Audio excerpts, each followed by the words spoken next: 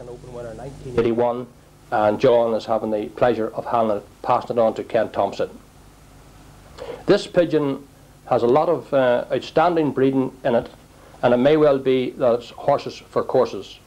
Billy McElroy has supplied part of the bloodlines, former Youngbird National winner from Penzance. Tommy Harper's breeding has gone through it, also a former winner of the Youngbird National. Ken's having a right good scrutiny at the pigeon before finally giving it to Davy Campbell. Now, when I was giving you a bit of background on Billy and saying that he had won the Old Bird National with Mannequin and the Old Bird Derby, that pigeon contained also a lot of the blood of his close friend and I would say colleague and probably competition, the famous Smith brothers and Ballymena. Billy has come so very, very close to making it a hat trick, and that would have actually been the first fancier to achieve what I call the hat trick. The Old Bird National, the Old Bird Derby, both those titles already under his belt, and then to add to that you would need to take the Young Bird National. Billy was second a few years back to another very famous and well-known loft, Billy Troughton from Portadown. Then again, this year he has finished second Open to Bell Brothers of Grandlestown. So I would think that no fancier has come as close as that to making it a hat trick. Davy is now asking him, I think, to bring out one of his better known stock pigeons, and Billy will be always associated, I think, with the Heathcote Osmond pigeons. These Heathcote brothers came from the Midlands and had a tremendous record racing Osmond pigeons. Billy got them in a number of years ago, has worked around them, has not been afraid to use the very best of what I call the Irish breed pigeons, and in fact it was a first cross of those that produced Mannequin. The cock coming from, again, a very, very good friend of Billy's and very good friend of my own, Bob Harkness of Glenavy. And we all know what Bob Harkness pigeons have contributed to Irish national racing over the years. Davy's having a look at this particular pigeon, and he has been responsible for a number of winning pigeons to the Irwin Lofts. Davy, as you know, chairman of the Irish National Flying Club, also in his own right. I think I'd be quite safe in saying he's one of the foremost fanciers in the NIPA, and certainly in the Ballymena area. He's a force to be reckoned with year in and year out. In fact, if he would go down any lower than second position in the prize giving, you would reckon he had a very bad year. He was the first fancier, he was the first fancier to win the Penzance, or win the Youngbird National, when we went to the ultimate, as some fanciers called it at that time, Penzance. I think that the fancy thought we were taking the Youngbirds to limitations when we suggested, or when it was proposed at the AJM, that we fly Penzance.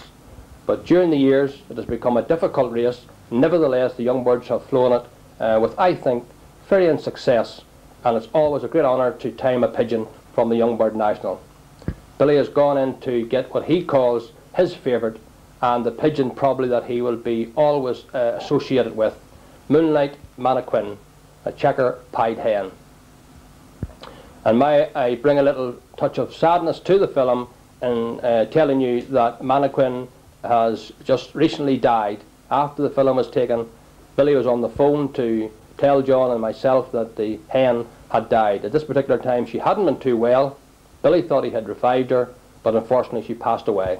Now we've moved on to a tremendous fancier, and one well known throughout the pigeon world, Tommy Harper. He has just come out of the Youngbird section.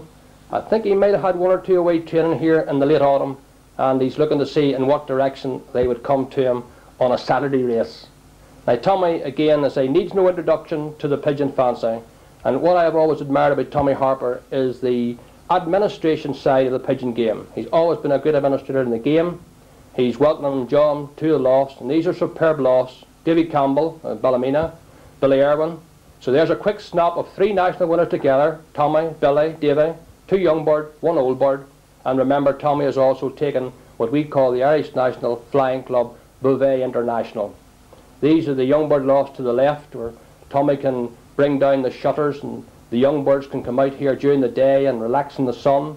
The main old bird loft where they can alight straight onto that wooden run out and through those bob wires, and Tommy can pick them up from any part of that loft. As I say, these are magnificent lofts and they're beautifully situated at the north end of Ballymena on the road, I would say, to Ballymoney. And John's obviously asking them how they come and does he lose any time, and very, very little. And you're getting another quick flash of the old bird loft, and they're well elevated and obviously ideal conditions to keep pigeons in. Tommy is now going to let us have a look at one of his outstanding pigeons, pigeon that is flowing a number of the Derby races and comes down through, again, a pigeon that you always associate with a fancier. Tommy has won countless races and many, many, many major victories over a long career. But I think when you talk about Tommy Harper, immediately comes to mind the Iron Man. Now, his record is superb, and across the channel it was probably unknown for the Iron Man not to be timed and not to make the prize money. He was timed in a lot of difficult races and timed as late as 11 o'clock in the evening from Old Bird Derbies, and Tommy had a great regard for the Iron Man. Again, Tommy has always worked around a family of pigeons that his father brought in for a long, long years, called Dr. Buckley. I have listened to him very intently and learned a lot from him. I can remember him telling me when the pigeons came in, he wasn't too keen on them, and his father, he was going to bring them down. The father said, "Forget about it, Tom. They're late breds. Let them winter out, and we'll look at them next year." So don't be always thinking that when you're looking for pigeons that they've got to be show-type pigeons to build a family. And the Dr. Buckley pigeons have proven that over a long number of years. Davy's having a look at this checker cock, and he really is an outstanding pigeon. Tommy, again, say, administrator in the pigeon world, has served the NIPA, served Ballymena, I would say, first go off, served the NIPA. He's been a former president of the Irish National Flying Club, and again, anytime he is asked to help and support us running the various charity shows, you can always depend on Tommy coming in and making people very welcome indeed.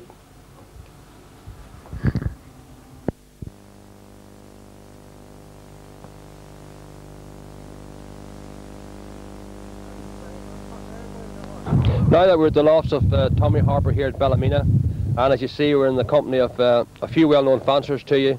Billy Irwin on my right, and his right, Davy Campbell, and Tommy on my immediate left. It has given us a lot of thought over the last number of years, just at national level, which is the fairest race, or what is the ultimate for a pigeon. Over the period of 10 or 12 years, we've flown Nance, and then we had one or two bad races, and we moved to Wrens, and there's no doubt at the distance it's been very, very successful.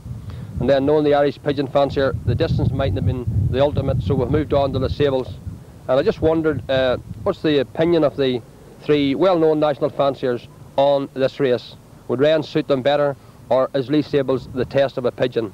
I'll possibly ask Billy his opinion of the race, as he has been a former winner of the Old Bird National. Well, I personally would prefer the Sables. I think it's a test for a good long-distance pigeon. I think Wrens, well, being over 500 is a good fly, but I think a good national pigeon is Les Sables. I think that's the best race point, although maybe every fancier just wouldn't agree with that, but... The Sables suits you, Billy? Yes, I prefer Les Sables, yes. And Tommy, your thoughts on the race? Well, I would prefer Wrens, because and Wrens at 510 miles to Ballymena, you have a fair chance of flying on the day. Les Sables, 610 or 12 miles to Ballymena, you can get birds timed down low down the country on the day at us when we have no chance of getting in on the day. Now, that's last year proved that. We had how many birds timed on the day at us? 30. Some 30. Some 30 birds timed on the day at us. And 30 miles short of Ballymena, the Ballymena birds had no chance of getting home the day. Therefore, there's the darkness is killing us. But if the race had been from Wrens, we would have had a good chance of winning on the day. We would have had a chance of winning on the day right to the north coast. Of course, you could be saying that, Tommy, with the Ballymena hat on, basically. Well, yeah, that's right. That could be your thoughts on the matter. Now, knowing pigeon men, we agree to differ. And after the two renowned national fanciers have given you their opinion, Davy, maybe just sum it up and put his thoughts to the Old Bird National. Well, I think that it has been proved in the Ireland.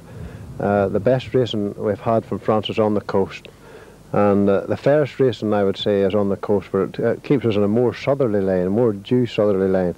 But we've got to a stage now where, as a southern men, should we say, the South of Ireland men are starting to get on. We've got to think in the National Flying Club and what's best, and the best interest of the National Flying Club. And there's a bit of feeling creeping in that we keep talking about Ballymena flying today, but I think the North of Ireland, we've got to consider what's best for, rather than cause a rift.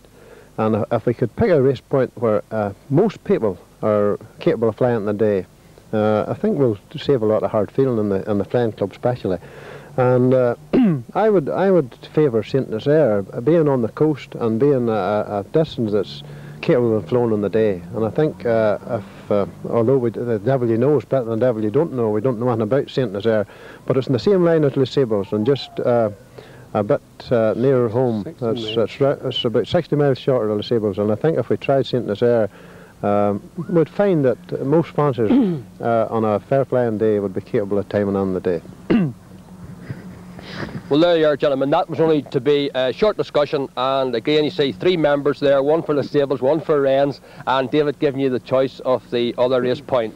But knowing the National Flying Club and knowing the Irish fancier, we'll decide that at a democratic meeting, and the more turn up, the more decide where the race goes. Again, we're trying to think of 1 or 2 questions that would be of interest to you. I had running through my mind, possibly I would speak a wee bit about widowhood, and then I thought twice about it, and then I thought about eyesight, and again that's another controversial subject. So we'll leave those 2 things aside, and we'll go straight in and ask these men. As you know, Davy and Tommy especially have been very, very much associated with the administration end of the game, and really they have been thinking along the lines what we really can do to improve the sport for every fancier in the island of Ireland. So David will lead off and give you a few thoughts what he thinks how we can improve pigeon racing in general. Well, I think it's a pity at this stage that money has crept in to the extent it has, and my feeling is that pools are the ruination of the sport, like the big money that can be won. People are more interested in seeing the pigeon that won the £1,000 rather than the pigeon that won the race, and that's to a certain extent is well, it grieves me a wee bit. I think if we had some system where a man would have to select his pullers from number 1 up and not just pull right through across the board. Some people feel that the transporters are a bad thing when they come in, but I have a feeling that if we hadn't as plump for transport when we did, we'd be in a bad state today, considering how British Rail treat us. I think the transporters maybe could be improved regarding putting baskets in them or something like that, or we may be able to put plastic fronts in the crates or something like that to give the birds a bit more light. But overall I have a feeling that the transporters have done a good job for us. Right, thanks very much, David, and I'll just keep Billy's next door to me and get Billy's thoughts on that too. I know he's a very, very strong feeling against cages and hampers, and I'd ask his opinion on that end of the pigeon game. Yes, I really think the baskets would be much better than the crates. I think the birds would they'd rest better, and I think with the baskets you could have better bedding on them. Like this cardboard paper is quite all right, but I personally think that the shavings, the birds rest better and they're better condition. Thanks, Billy, and I'll finish just with Tommy's thoughts on that part of the question. Well, I would agree with Billy. Baskets may be the answer till the transporters, but when you consider our young bird derby race this year from Tilbenny, where the birds sat in the baskets from Thursday until the following, Monday, Tuesday, and the excellent condition they returned in. Now, when you go back to thinking about rail, the birds went in carriages, old carriages, that cattle wagons actually cattle wagons, and they sat on those for days. And when the birds went to the race point, they had to be brought out there and fed and watered outside. If the rain came on, the birds sat in the rain. Now, in the transporters, they're sheltered. They have plenty of accommodation, they have plenty of air, they have their water and food inside there, and they're sitting happy. And I think the transporters are one of the greatest things that ever happened pigeon racing in the British Isles.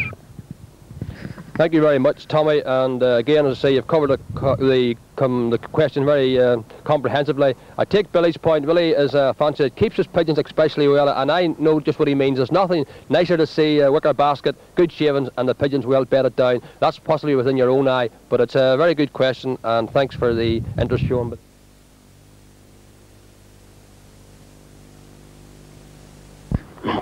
We complete our visit to Ballymena at the lofts of David Campbell. David Campbell, racing as Campbell and Francie, have an extensive range of lofts at the end of a well-kept garden and a beautiful bungalow. These are David's main old bird racing lofts, and you can see they fly more or less to the open door. The lofts are well elevated. The pigeons can swoop in here, and Davy has told us that he can almost pick them up at his hand when they alight.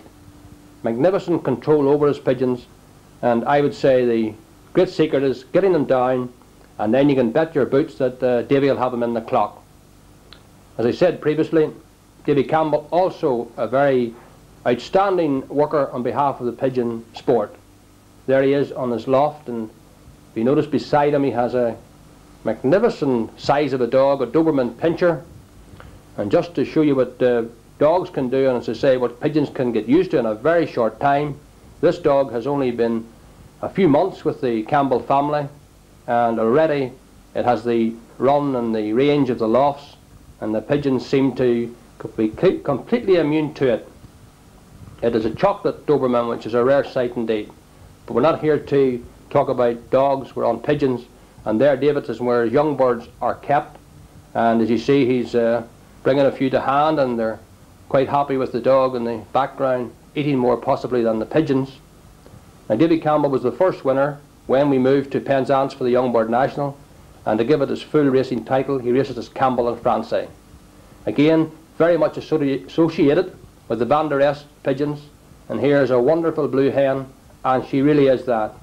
These adjectives that we add to pigeons can mean little or nothing unless you know the background of the pigeon, but this pigeon is one worthy of that. He's just gone in now and brought us out another hen pigeon, and again it's a Janssen Van der Est cross, been very successful, has a number of first-class wins under its belt. We've now moved to the other end of the country, shall we say, into County Down, trying to give all areas a coverage on this, the first series. These are the lofts, and extensively lofts they are, of Tom Marshall and Son. Now Tom will be very well known to the fancy, has had a wonderful year in 1981.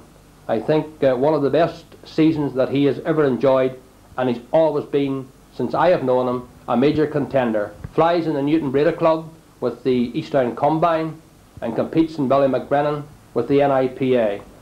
These lofts, as you see, are comparatively new. Tom has built this new bungalow, being very handy, shall we call, and has every amenity there. Pigeons are very happy in the environment and move about the loft quite happily.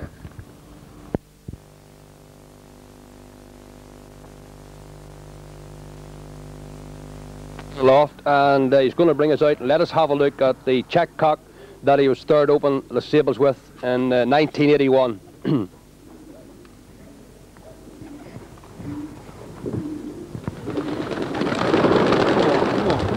on. Right, nice.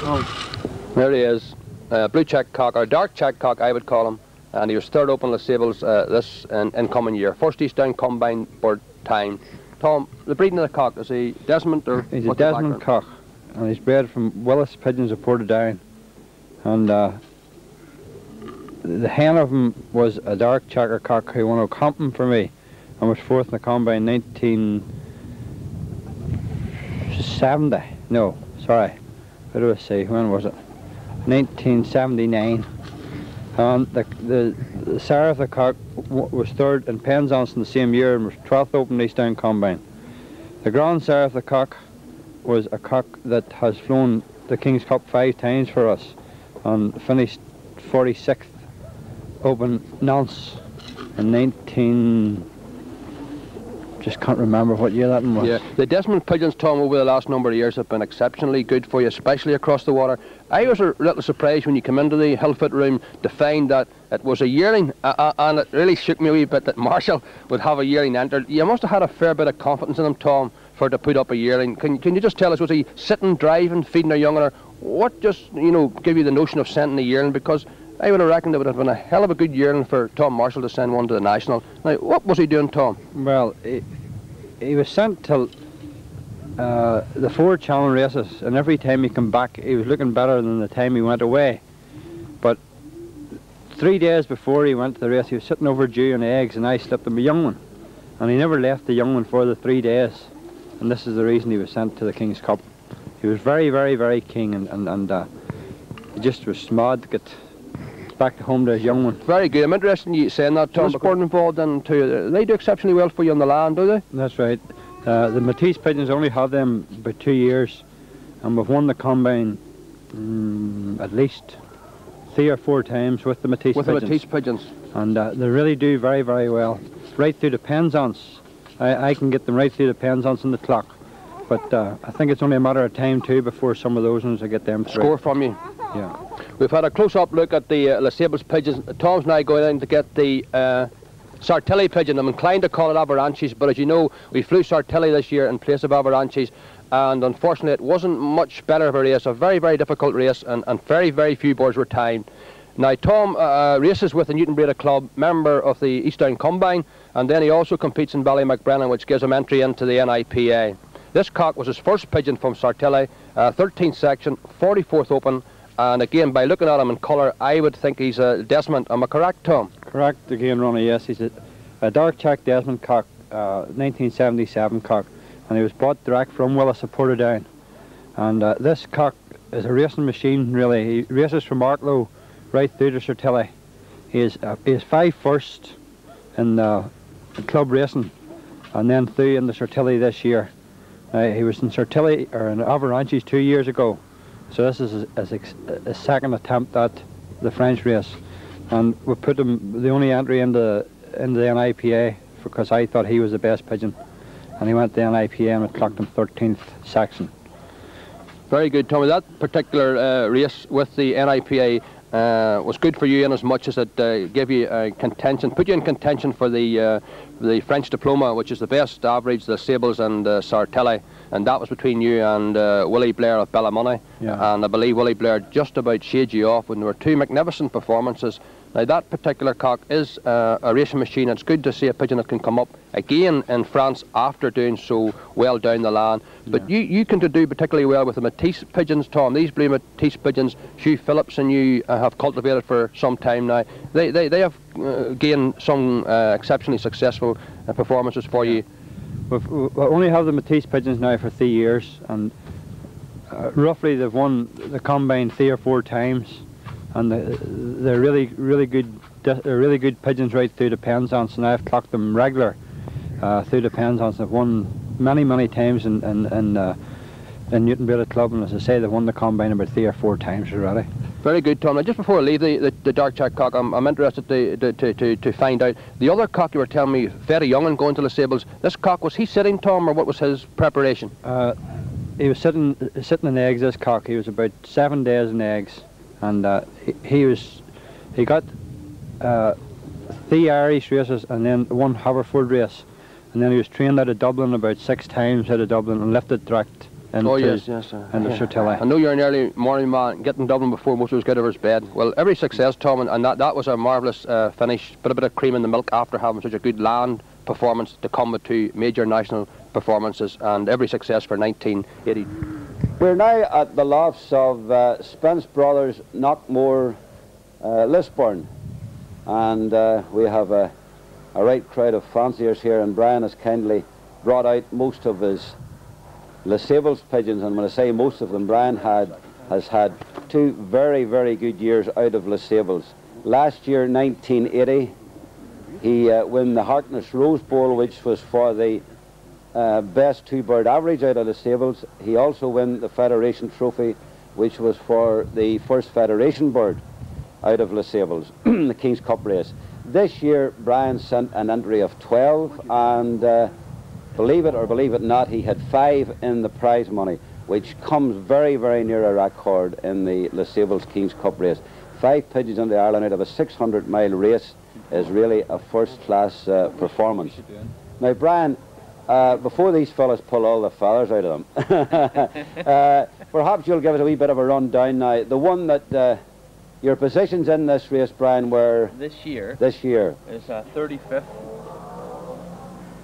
71st, 71st here, 82nd, 135th, and 166th. Very, very good. Now, you give us a wee bit of run. The family, Brian, is mainly. This cock here is a Catrice cock. That is the one that was. Last year was 28th and 166th this year. Very, very time good. out of France. And he is time. Catrice. Catrice. And the one that Ronnie's holding there. This is a direct daughter of first time, and this year she is a 71st out of it. Very good. Very good. And the one that Ken has, that was your first pigeon? Yes, she is has been 12th and 35th. Very, very good. Dale Bar. That's 2 going for Hall of Fame, John. 2 of them. 2 going for Hall of Fame. 82. This hen that Tommy here is holding, she's 4 times France, only a 4-year-old too. Twice King's Cup, twice the Derby, Avalanches. That hen there, and that has been horse. The last hen there, Alan's hen, is a first time. She's at Elbar. That's her first time, and she was this year. She's 135th in it. Delbar have done well for you, Brian, haven't they? Well, most of these fellas, Brian, are always interested in long distance stuff. So I know they're all anxious to ask you a question or two. So now's your chance to find out how you go about flying the King's Cup and getting 5 out of it. Getting 1 out of it's enough sometimes, but getting 5 out of it. What do you mean? Sitting in eggs or feeding young? She was just hatching. Just hatching? Just hatching. Is that her position? Just Same the year no, before? the year before she was sitting 14 days. The week further on this time, Brian? Yeah, she was a week earlier. Week earlier. What sort of training did she get? Well, now, that hen she done, this year she didn't get the same preparation as last year. For some reason is I couldn't have her right. Every time I wanted to get her to a race, she was going that wee bit. As you know, hens are very hard to prepare for a King's Cup or a distance race with sitting and things like that. And I give her an awful lot of private tossing myself. Right. 7 or 8 times, well, maybe twice a day. So I wasn't working. Yeah. You didn't take no time off work to do that, Brian? I wasn't working. I mean, I had a bad spell there for a while. 10 weeks I was off work, and you made up with it. I did. I come everywhere in the morning, and at night it was just far. Newcastle. Newcastle. Kilkeel and round that area. Caperton there. Be a bad job. Don't tell them too much now, Brian. Don't tell them too much. Don't tell them too much. I was seeing them all. They were all getting the same stuff. Right now, Marshall, I'm sure you have something to ask him. Brian, I see you're very fond of sending them as yearlings. Do you feel this way about sending yearlings to France? 1979 it was a mere yearling. 1978 it was a mere yearling. First time, Brian, those were first pigeons? First pigeons, aye. Very good. I noticed that in the result. I watched the result closely and I see your... I believe in a yearling. Now, the King's Cup has been won 2 years with a yearling. Yeah. Tom Marshall has got a yearling. It's going to finish up. There's going to be nothing on the yearlings in the King's Cup. 2 yearling nationals, John. 2 yearling nationals. No, I wouldn't say that. You'll see the other pigeons come back into their own again. Oh, you will, you will. Do you reckon, Brian or Ronnie or any, do you reckon that the reason for this was possibly because that it was a reasonably, now I don't know whether the King's Cup race is ever an easy race, but because it was an easier race that the yearlings were showing up so well in it? I wouldn't say it was easy, John. I wouldn't say it myself, but a good flying day. Flyable day. It was a perfect flying day. Where it is flyable, you think the yearlings will always... A yearling that's fit, he'll come on. He'll come on. That's the way I read it too, Brian. He'll get his head down and keep to it. You see, there was 3 or 4 yearlings in the day, John. Billy Hayes of Ballyhinch had one, and Tom had one, and there certainly was another one. Like what I'd be afraid of would be that most of these pigeons we're all hearing about now are yearlings. Are we going to have too many yearlings sent to it? No, you'll keep people sending like 2-year-olds, 3-year-olds. Like I wouldn't like fanciers to get the idea that it is a yearlings race type of thing, you know, because I don't personally believe it is, you know. No. But you see, you have to have a experienced pigeon going. If it has to go down on the night and get up the next morning, a yearling wouldn't do it I don't think in my own mind that it would do it the same as a 2-year-old, 3-year-old. I'd agree with you. Get up early and away we go. You're not depending on a yearling, Brian. You're keeping yourself covered with your 3 or 4 experienced pigeon, and if you get the right race, the other boy could show for you. That's right. They don't let yearlings into pawn now, don't you? An English national? No. Still, the Lourdes race was won by a yearling. Well, next year now, Brian, you would hope possibly to have most of these here back in your in the King's Cup. They'll be raced just the same as every other year, and if they're still here when the King's Cup comes around, they'll be there. I do not set a pigeon out precisely for the King's Cup. Difficult in Ireland, isn't it? You know what I mean? Anything can happen to it. Right, You know, on the line of racing there up Ireland, that many hazards, overhead wires and things can be killed. Your whole year's work's Wait down near the the drain. time, Brian. Well, you have a right layout here, Brian, and the wires are not too bad around you, and have a No, fairly... well, you see, they're low, as you can see, the roof. If they rise over the bungalows to get over the wires, there's only one or two odd. There's a bad one there at the back of it. Right. You get an odd one hurt, you know, but... Very clear comment here, Brian. Yes, yes. This burn's there. No, this one's This down one here. Right. Yeah. Come back from you most times. Are they all hens, Brian, or have a one cock? Cock here, one cock, Brian. one cock and Yes, 4 hens. Yes, off. And I got actually the pigeon which you fancied on the night of them going away. I got him. He was my second pigeon.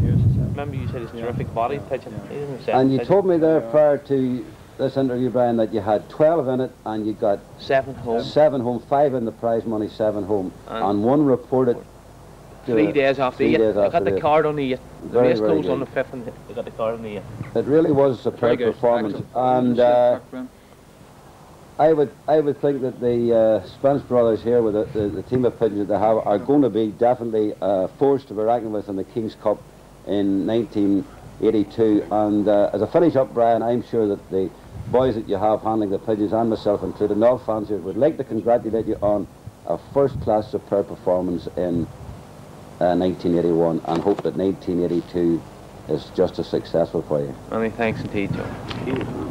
After leaving the lofts of Brian Spence, as you know, races Spence brothers. Spence name very, very well known in the pigeon world.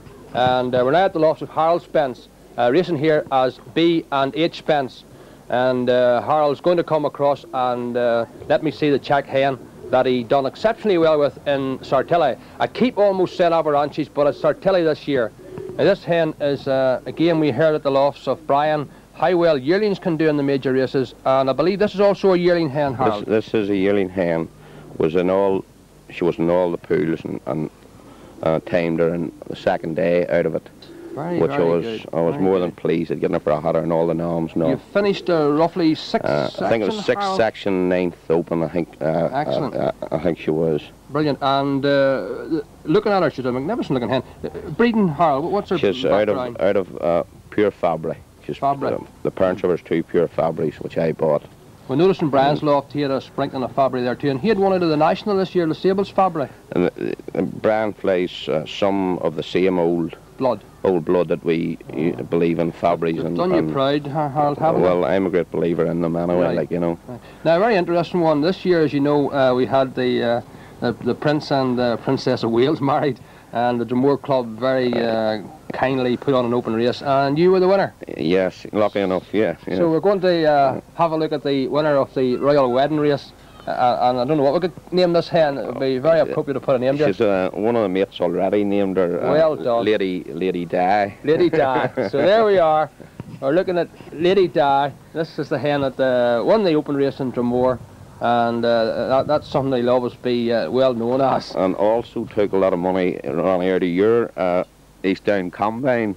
After that? And the NIPA skibberine and the National Flying Club skibberine. So she's been a real wee money spinner and nearly won for you?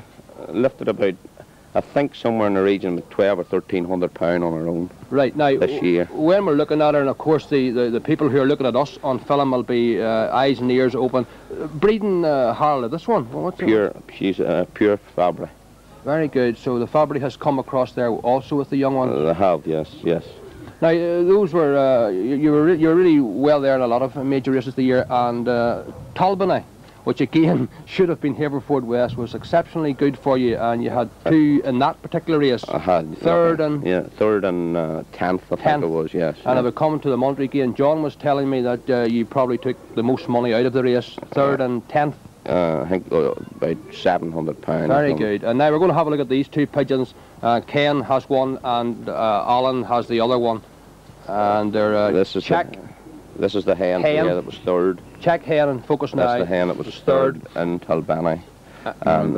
And then the Alans with the... It was 10th. A hen?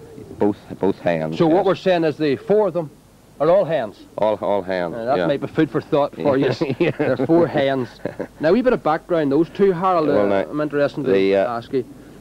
The King's Hall charity sale that you had. 1980. 80? Right. Yes, right, back there in 80. Yes. A chap, as you know, Roy Clark. From Tomworth? Yes. Yeah. And Barry Watson. Yes, we're part of the judging team last year. Yes, yep. and they kindly donated pigeons to you. Right. Sounds good news. Right. I bought 2 Roy Clarks and Barry Watson. Right, you did indeed. And they are the pigeons that bred this checker hen here. Yeah. And then this is one of the Fabries again, but this is out of Roy Clark's, which is a great friend of mine. And that was the pigeons that he put up last year in the show, yes. That's very encouraging, because as you know, when you are looking at this particular video tonight, in fact tomorrow will be the show again, and it's always great to hear that these type of pigeons can come up again, because I firmly believe that the men giving these pigeons give off nothing but their best, and I think you would agree with that, Harold. The pigeon that Roy Clark sent over last year till the sale was his best pigeon in 1979 or 80, whatever it was. You know, excellent. Was his best young bird that year, and he sent it over as a gift till your show. I would say now you've conveyed back to him what the outcome has been. He has got the details back, and the word back. Both him and Barry Watson. That's great. Well, I'm not going to lay it on any thicker, Harry. You've had a superb year, and as I say, the Spence have been outstanding in Lisburn for many, many years. And I'm just going to see John coming to focus now. Is that a waterway? John, is that a waterway? That's a very, very big pigeon. Well, John have a lot like that there can't fly. It could be like East John seen, but I can't get the wing moved at all. I got two on up there. The film crew have now moved into the lofts of Bar Brothers at Temple Patrick. And a very cold and bitter winter morning almost. It gives you some idea of the extent of time and trouble these people who are putting the film together for your enjoyment have had to go through. But nevertheless, the bars make you very, very welcome here to their home. And Albert is an expert tea maker, and during the morning we enjoyed his tea and biscuits at least twice. Leslie is showing you the lofts, and now he's on the main racing loft, Bar Brothers. I'll give you a little bit more explanation as we go through the gardens and the loft. This is the main racing loft of Leslie. L.O. Bar, better known to probably you all as, and a fancier who has been in pigeons, well, a lifetime. I remember when I was very young and when I started pigeons, I raced first of all in the Castlereagh Club, and Leslie probably was the premier fancier then, and the man that I had to beat to get anywhere near winning Castlereagh. He raced from Pommern Parade and was always a very, very difficult man to beat. Albert's coming down from these lofts, and these are magnificent lofts. They were built by Sandy Mears of Ballyclare, again a very well known pigeon fancier. You can see the wonderful job he has made of them. Beautiful rustic brick matching the bungalow which sits down to the right of these gardens and loft. These are a sample of the lofts they have at Temple Patrick, and these ones are used by the Bars. When I say the Bars, I mean the other part of the family, Albert, and not forgetting Archie. Now, Archie's the man that does all the hard work and the scraping, and you can see it's quite not an ordeal, but it's quite a job to get through all this. And I can tell you, at any time you visit the Bars loft, they're kept in most beautiful condition, lovely fresh smelling sawdust, and perches cleaned and lofts cleaned, and that's Archie's main job. Charlotte is very interested in all sorts of bird life and keeps a beautiful selection of wild birds and fancy geese, dovetails, and that was a little selection you saw there working around those trees to the left. We're now coming up and looking at one or two aviaries, and I would have thought they had enough room there, but lo and behold, they're erecting a new aviary for, I think, a new strain of pigeons that we're going to hear of in Northern Ireland.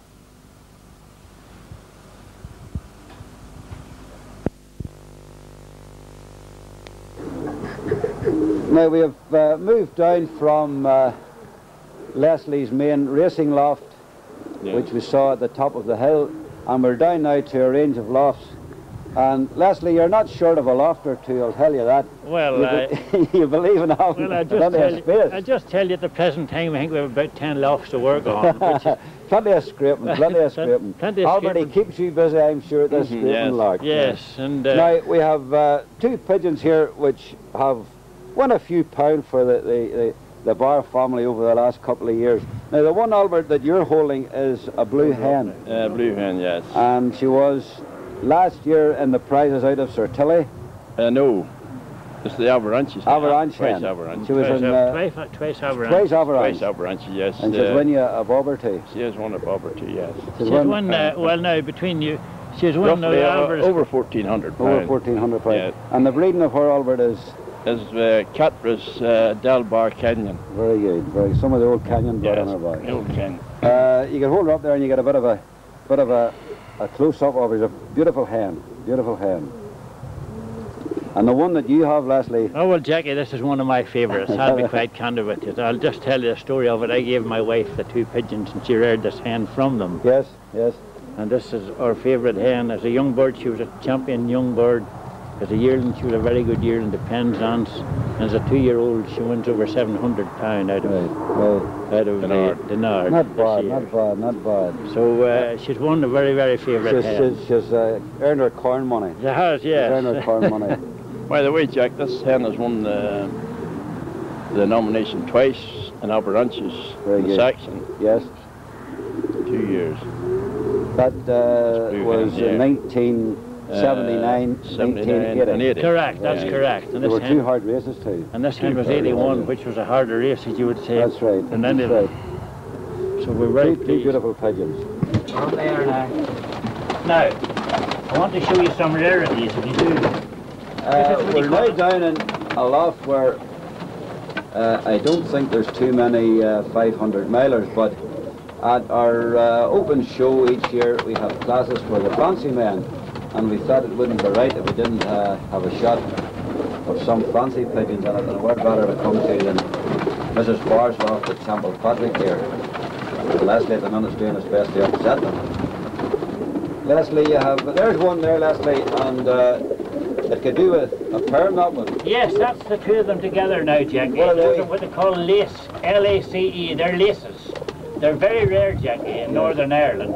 But here's a fella here. Here's a fella here. He has as many feathers around his legs as he has in his body and wings. Actually, Jackie, you're looking at the oldest resident in the place. You wouldn't believe to look at him. He's 15 years. What's the name of that? He's a muff. He's a muff. M-U-F-F. He's 15 years of age. That's a rare. A few now these band tails. Fairy swallows. I want to show you the nice fairy swallows. They're very attractive. Come on. That's the fairy swallows with the beautiful long feather legs, the black and whites, Jackie. There's one of them here. They're very nice. Very easy. Very good too. You would have probably the best of all the families of fancy pigeons here. Well, we like to improve every year if we can, but it's getting much harder now. We have lovely blowers. These are our favourites now. There's the Norwich Coppers now. I want you to see them. Come on over. How is that now? The blowers are very nice. The blowers are very nice. Those are the Norwich blowers. Are they nice? They are nice. And that's a Medina, a yellow Medina. Yeah, that's the short face. That's the short faced Medina. There's his pal there. Now, there's another nice one here I want to show you, Jackie. There's a beautiful pigeon there, Jackie. That's what they call a tricolour there. Very nice, very nice. Is that lovely? That's a tricolour. Now, the both.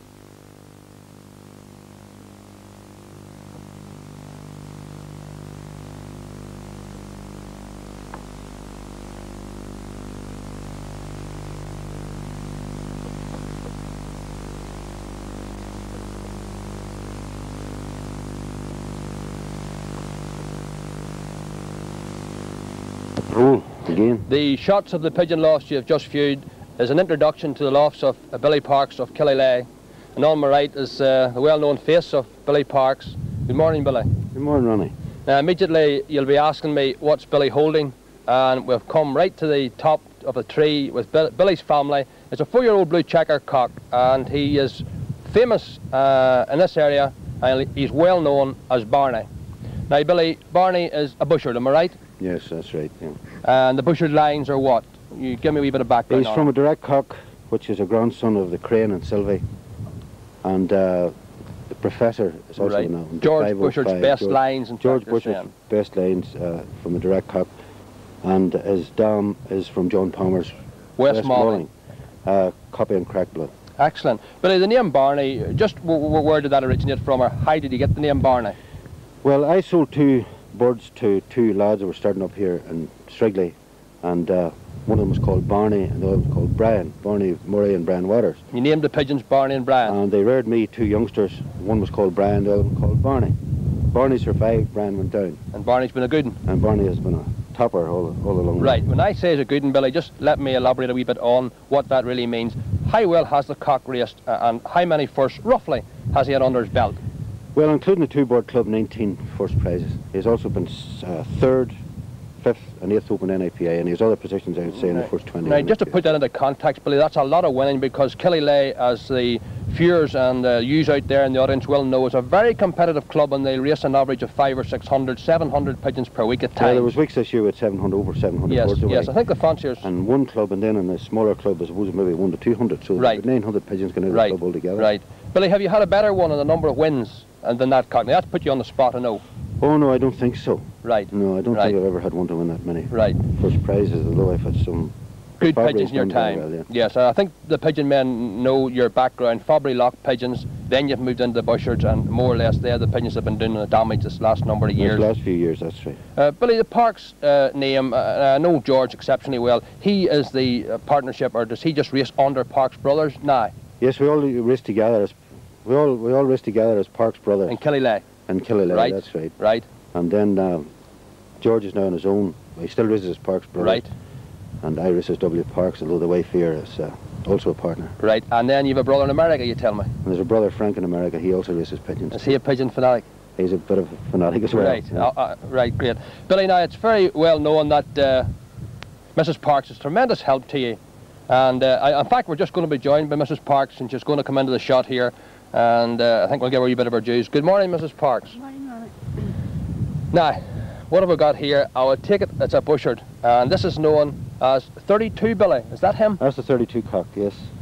Now, I was surprised for you to say, Billy, that he was, in your opinion, almost or the equal of Barney. Would that be right? Well, last year, every week, it was touch and go between him and Barney. Sometimes he was the first board here, sometimes Barney was here. I've seen him come and wait on Barney, and then Barney would go in and he would follow him. And there was weeks they came together. So there's nothing in them, Billy? I don't know how they were able to sort themselves out, but they came here, maybe they'd have liberated 25,000 pigeons, and the two would arrive here together. Mrs. Parks, would I put you on the spot? Which is the favourite of these 2 cocks is yours? Barney. You have to go for Barney. Barney. Now, there is an exceptional good shot for you. You've got one of the best known partnerships in pigeons, and I'm certain that a success revolves around Mrs. Parks, because where you get a woman racing pigeons, make no mistake about it, they're difficult to beat. Thank you very much, Mrs. Parks, and delighted to see you both. To this site flew some of the great pigeons in Ireland, raced by Walkinshaw of Killylea.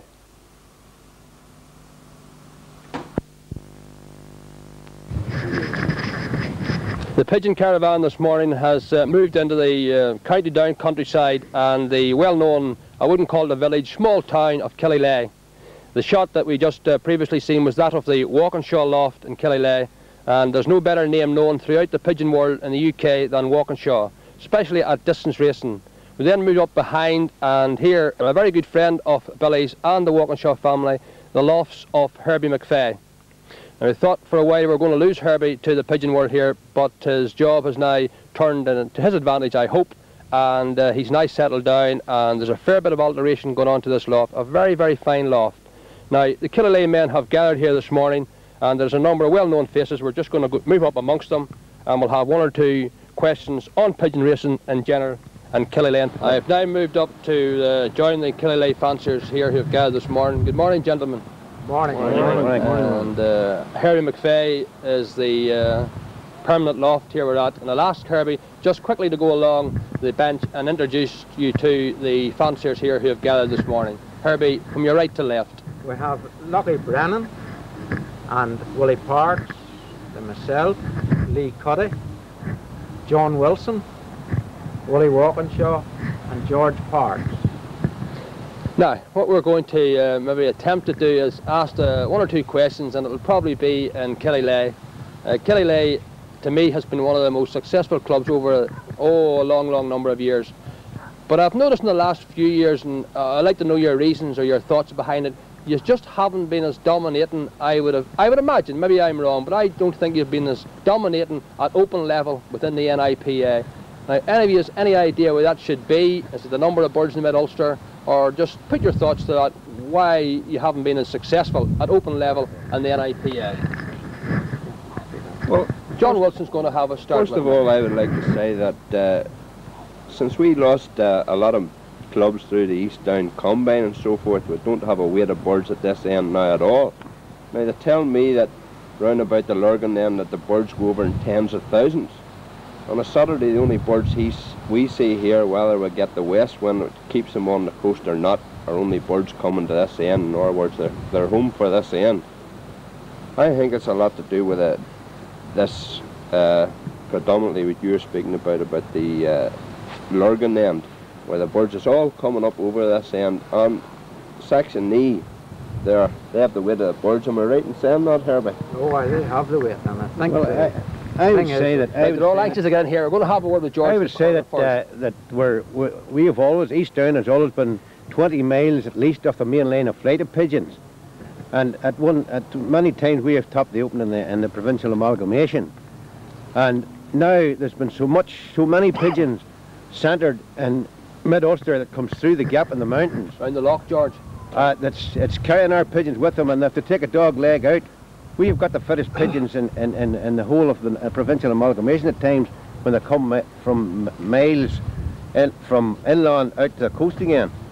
And the drag of pigeons, I think, reckons the main drag of pigeons in mid-Ulster that's causing us our performances to drop. Right. Now, I don't think anyone was touching the main problem here. Well, excuse me for coming in for you, but I was going to maybe touch on one particular race, and I know you've got strong views in this. Skibbereen, for me, was always a very strong point for Killylea, and you could really dominate it in Skibbereen. And this last year's, again, you haven't been just as dominating. Is there a reason for that, especially in Skibbereen?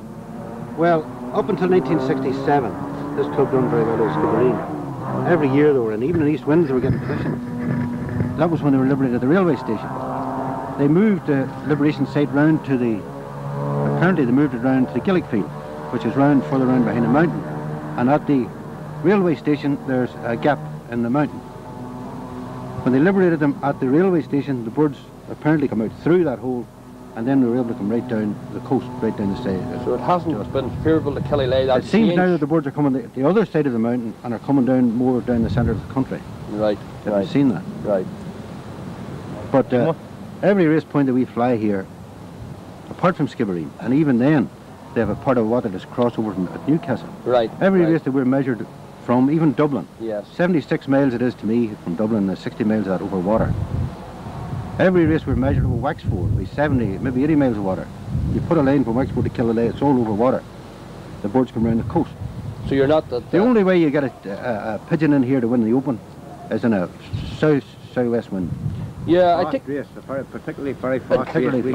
I take your point there, but Killylea, you know, if we get headwinds at all, velocities around 950 to 1,000, we just in most cases don't count in the open because the pigeons keep inland and then have to work back out to the coast again. Follow a pattern or follow a path with the way the pigeons are. This is the sort of thing we're trying to do something about it, but unfortunately we won the NIPA 6 times in the one season. In the one season, and 8 sections. Those were all southwest winds, and there was one of them late northwest wind. But you haven't had that success since then, Billy? It's not all that long ago. Is it not? 7 or 8 years ago. Right. And this past year, Herbie here won the section. Young Burns won the section. Right. And in Dundarvan, Young Birds, which was never, it wasn't published, this result.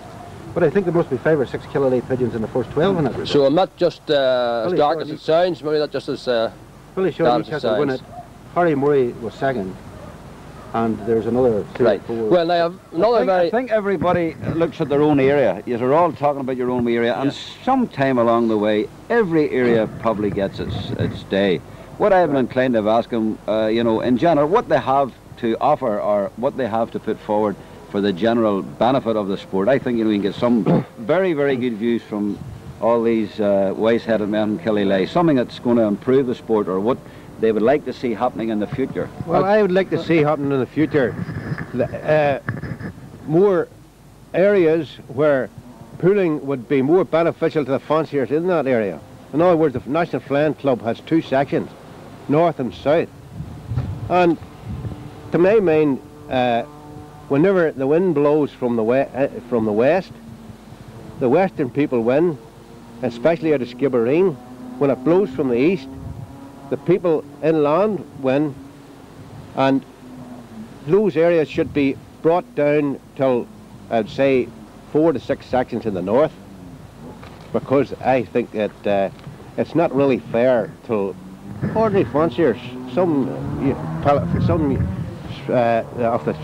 not talking about people who have got a lot of pigeons, young fellas who are only starting in the sport who put money on pigeons, and at the time of good and possibly in a wind that doesn't suit them, they can win nothing, whereas they may have won something if they had been, say, sections. Well, then the general trend would be, you know, that in a lot of cases people are after usually the big money. The big money attracts everybody, and it seems to be now money, money, money in all big derby and national races. And I think if you do start cutting it down into small sections, you'll probably be going against the interests of a lot of people, you know. I would agree with you that I'm talking about section pools. It's very, very difficult to make it fair for everybody. Hold it, Parks there in Patterson. Let Billy have a wee question. I would agree with that. Take Haverford West, for instance. In this area, we haven't a chance. It doesn't matter what way the wind blows. It's all water the whole way. The pigeon will do a dog leg into the south of Ireland. It gets over as far as Dublin. And from Dublin to us is another 60 mile. It'll not do that either. It comes right around the coast. So it's a race that wouldn't suit you there?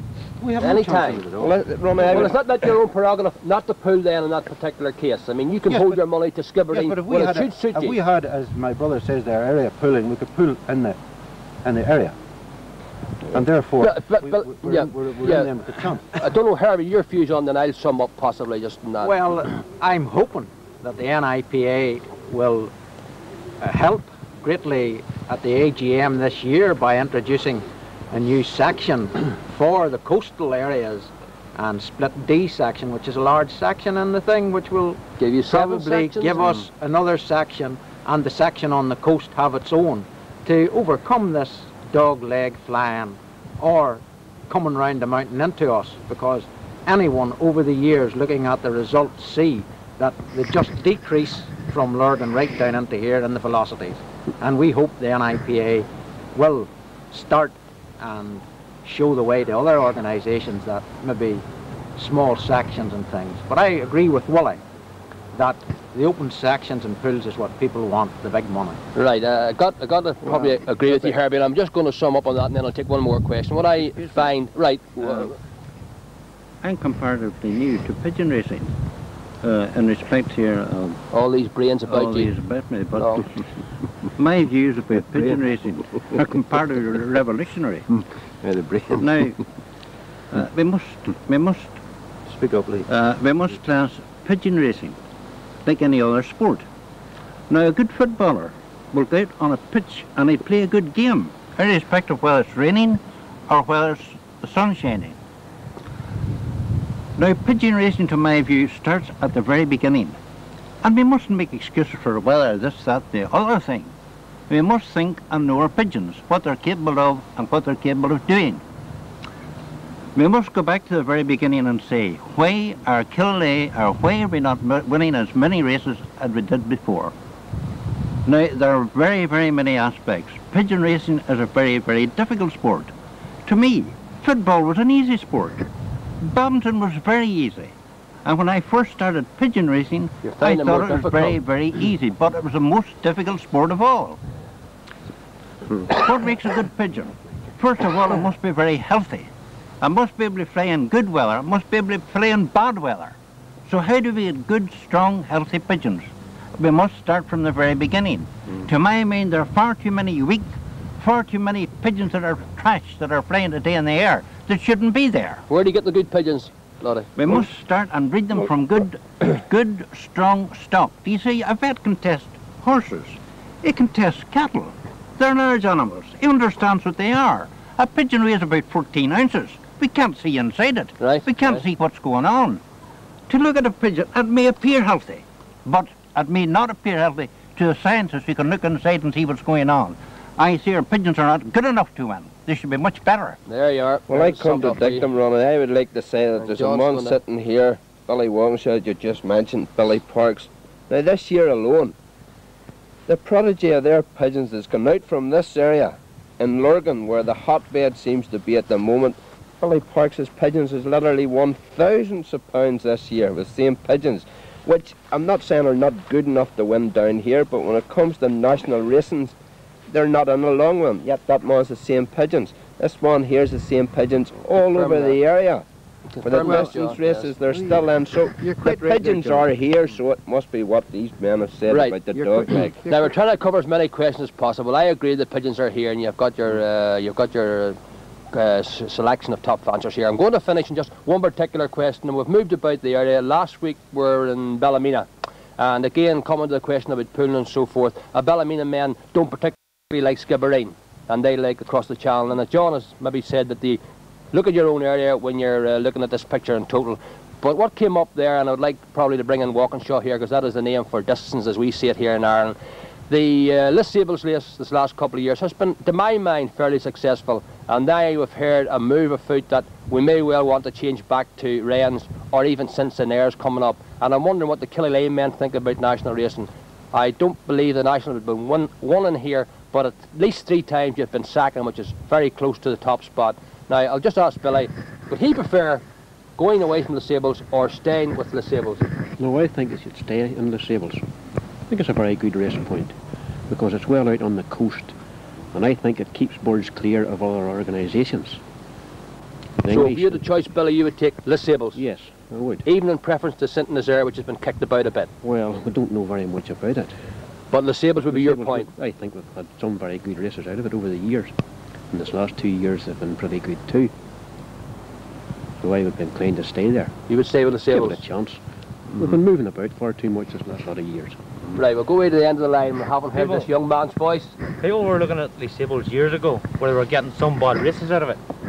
But whenever you say Les Sables 600 mile over, now if they stick at the one race point for a few years, they'll soon see the good returns that they'll get out of it, and they're having good success out of it.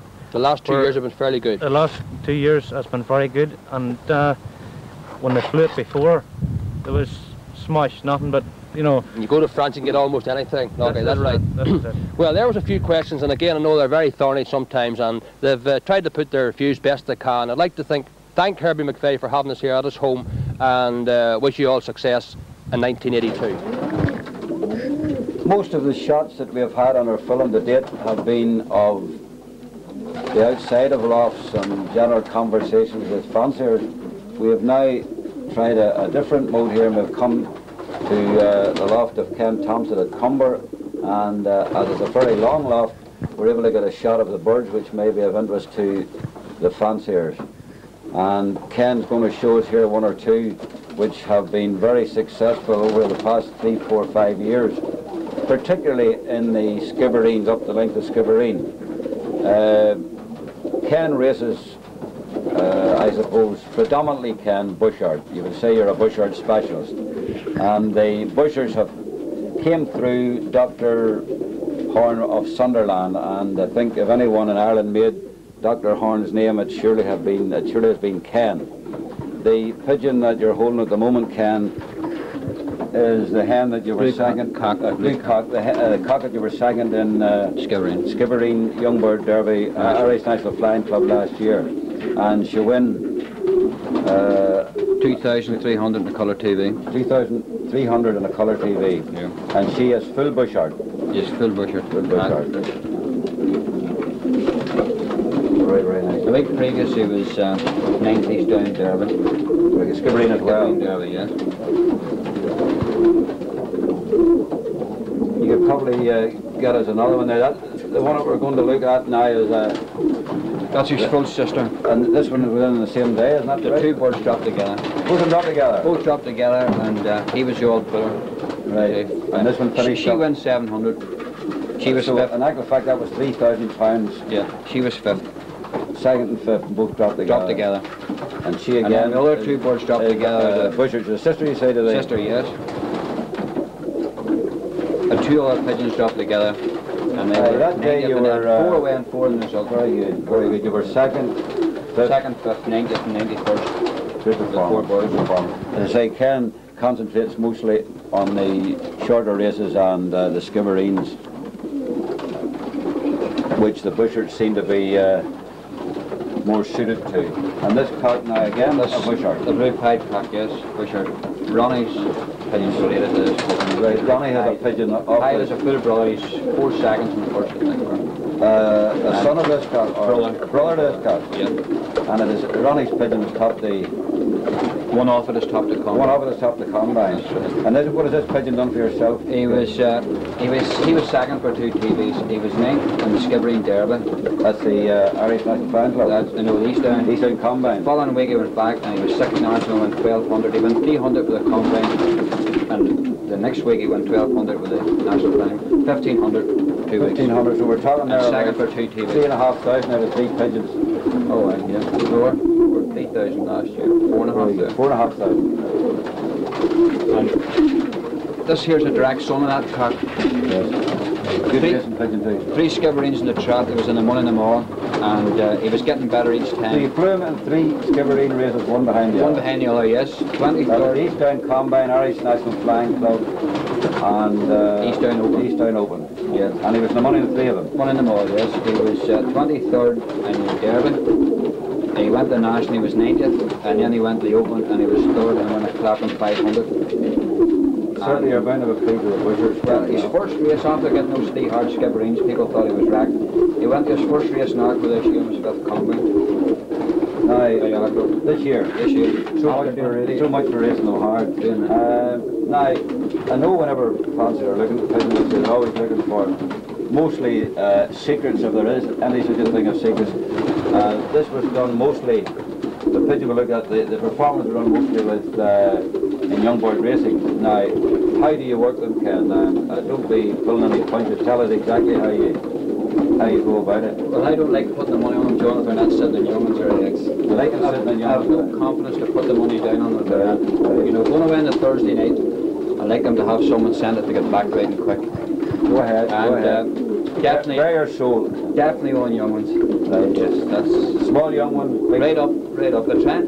The one I aim for is the National Flying Club. So right. They might go to the combine. All depends what way the program's set out. They might go to the first combine on eggs. You know, but whenever I make them out, if they be right for the national on a 14-day young one, right. That's the main. So if they're hitting the 2 combines, very, very few have got in for you to go just planned to the 30. Well, I only send about 4 and I like to put the money on them, so I've got to have the incentive there. So I don't like to send a whole lot and miss out on one, you know. So mostly when I send a skibberine, they're 4 to 5 pigeons for the national. I don't think I've sent any more than 4 to the national.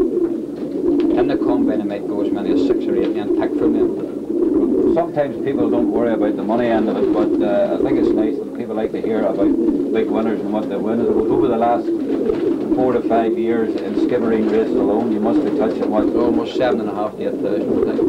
Big money. I would think right about that. Ronnie would know better, but I'd say 7,500 to 8,000. Very good. Very, very good. On the TV. On the TV. Now, besides that, Ken doesn't just only race the Bushard pigeons. He has introduced 1 or 2 pigeons this past over the past year, the fair pigeons, and you haven't really got time to. This is the fair hen here. This red hen. That red hen, yes. This red hen is the right fair pigeon, yes. And you've got another jack hen. Jack hen just going through sitting there. A jack hen and a red cock. And you haven't really got down to trying them out yet, Ken. No. There's the red. I would imagine that if you do concentrate on the distance, that building the family around the fair pigeons, that well, you could hardly go wrong. At least it's worth a try and let the Irish people see whether the English 600-700 miles are capable of reducing the 500-600 miles into Ireland. Well, we'll try that out anyway. We've now moved into the city of Belfast for the first time in this our pigeon film, and we're coming to the lofts of one of the best known Ulster Federation racers at Laganeel, Harry Granville. Now Harry's just about to join me here, and we'll have a few words on his pigeons, his performance, his lifetime in the sport. And morning, Harry. Morning. And he'll be instantly recognisable to most of the fanciers, Harry Granville of Laganeel. Now I think, Harry, you're in pigeons longer possibly than I have years under my belt. How long are you racing pigeons? 40 years. In total, Harry? In total, 40 years? 40 years. Racing, I've had them from I was 10-year-old, but I'm racing for about 40 years. How long are you at this particular house, Harry?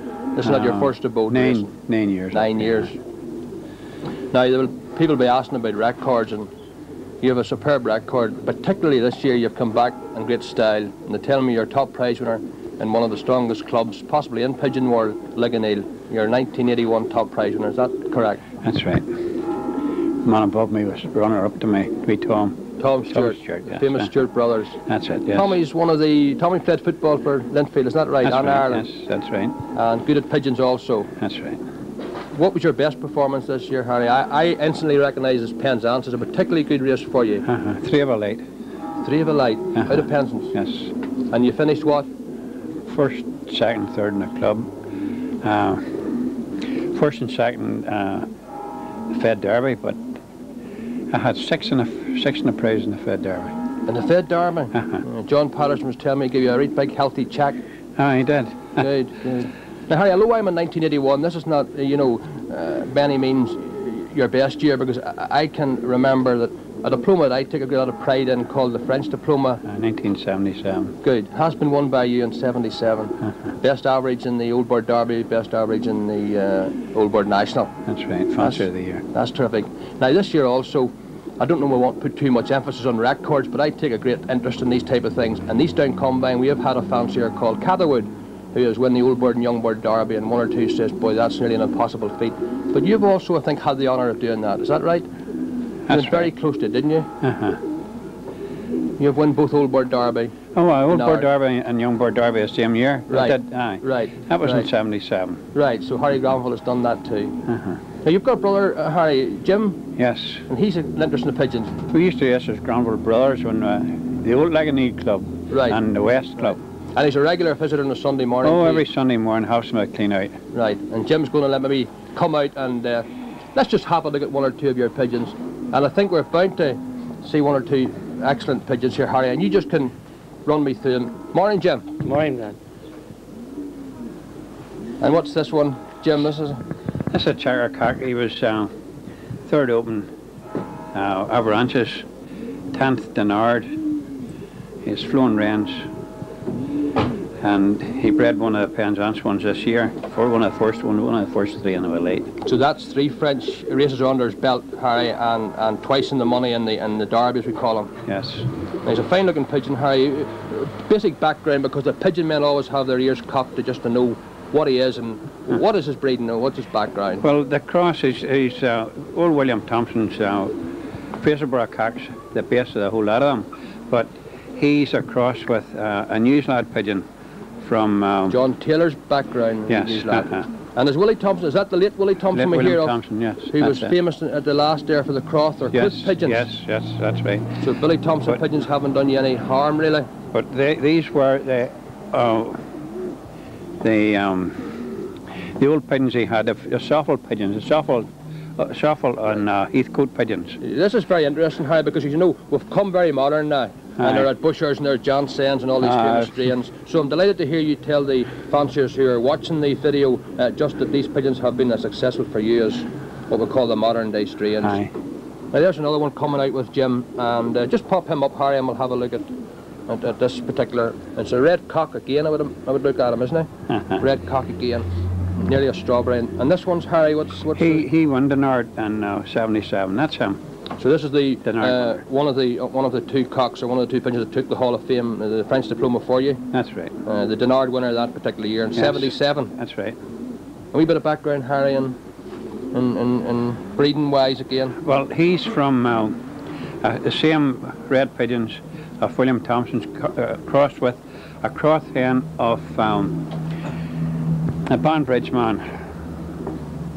Now, pigeon come up from Banbridge that yes, you had and crossed them with these, and this is the outcome again. So a wee bit of cross in this pigeon. That's right. They have been done particularly well here in Ireland. I think as good as any of the strains for flying the distant races. One that was second in Aberranches and the NIPA was the same way bred as a mother of him. I'm surprised. And there's Jim with another one. You know, Harry, when I see your pigeons, I'm nearly certain that 4 out of 6 of them will be reds. I'm not too far away at the minute. 2 out of 3 will be reds. I kind of put you down as being a red enthusiast in that.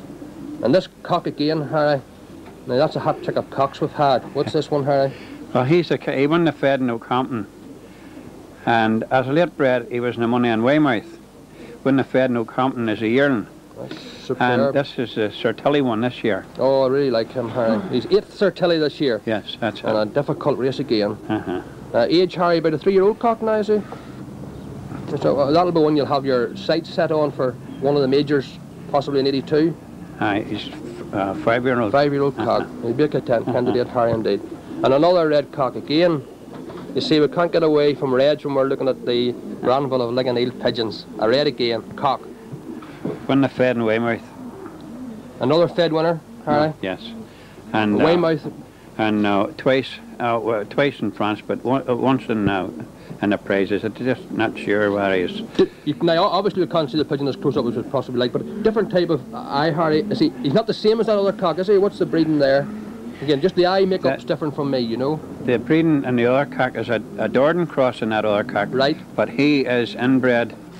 No, there's a slight Dordan cross in him, but he's practically inbred to my old red pigeons. I think that'll make a few of the fanciers sit up and take notice. I don't hear too many Dordan crosses at distance anyway. You know, I haven't heard an awful lot of them, Harry. Well, I have found that they were the best cross I brought in. Good. Of course, you could always say that's the touch of a master fancier can make best of good pigeons. Davy Stran's hen, it was 4 or 5 times right. Well in the money. That hen is. And you've used that successfully, the strain pigeon. And again, I think we're maybe going to finish with a red. So there you are. We've nearly had all reds, and again a cock. This one, Harry. He's 3 times in the money in France. He was Filet, Denard, and Aberranches, and the prize money on each of them. Excellent. Is he off the road now, or what's your plan? Well, he's finished now. He's for stock, really? He's finished, yes. And a wee quick background to round up of that pigeon. Well, the old Penzance hen is a mother of him. She was the money in Penzance as a young bird the year before I came up here. Yes. And she bred this cock here, and he's been a great pigeon. Good servant to you. Yes, aye. Well, there you are. There's an insight into the Harry Granville pigeons, and I know people will not be surprised to realise he's had a superb year this year, and I have no doubt that in future H. Granville of Ligoniel will continually shine in most of the major races in the pigeon world. Thanks, Harry, for the time you've taken with us, and every success. So the bells staying away in November.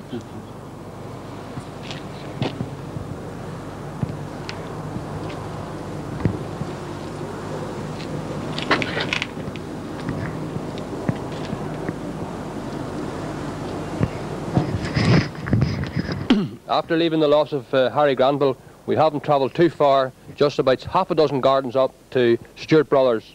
Again, a very, very well-known loft. I've had an exceptional year this year. In fact, the runner-up to Harry Granville as top prize winners in Ligoniel. Tommy and his son are on the loft, and they'll come down to have a few words with me, and we'll have it 1 or 2 pigeons to look at here. Now, Tommy, probably a lot of the fanciers watching will recognise him as an international footballer of some repute.